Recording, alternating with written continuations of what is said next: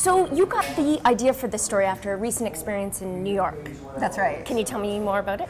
Yes, I was in New York about a month ago and wanted dinner and was walking to my hotel in Soho. It was about 7:30 and I'd had a long day and I did not feel particularly chic or presentable, but I also really wanted something to eat. So I was going by Balthazar, which is a really popular place, and I thought, okay, I'm going to see if I can get into the bar.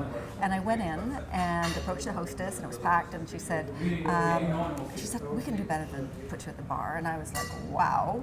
And they led me to a table, a very well-situated table, and the service was fantastic. And I had my meal, I had a glass of wine, and at the end of the meal, the server came over and said, would you like a glass of, champagne on the house? And I said, why?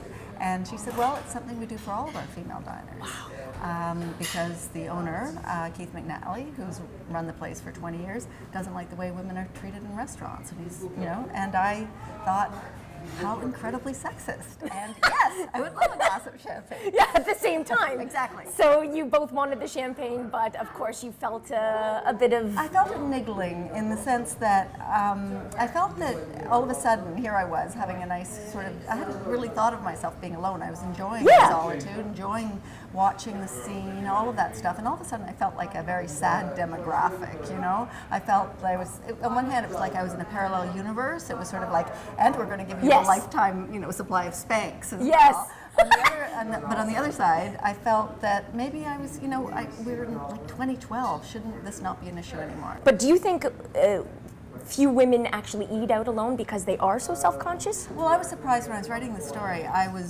expected that it wouldn't be an issue, and I contacted a few people women who I felt would, they traveled a lot, probably did it, probably had very strong opinions about it, and I was really surprised to find out that they, in fact, didn't like to dine out alone. They hated it. They didn't like the perceived stigma, which amazed me because who cares what other people think is my attitude. But I think there still is that sense of, it's sort of the last bastion of female solitude where women on their own, they're really self-conscious of not having a partner, or they're also concerned about being bored, which I think is a gender kind of in specific, men would feel that as well. But the idea of going out by themselves is something that women actually think about, strategize about, and have, they're in or they're out.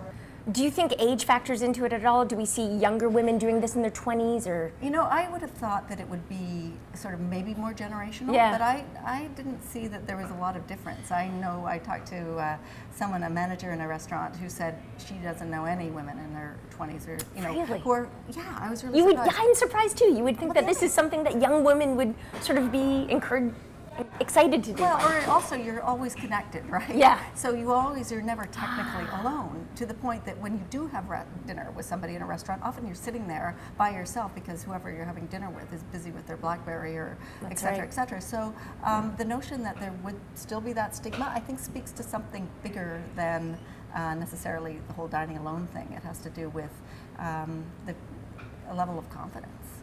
Maybe that's another story. It might be.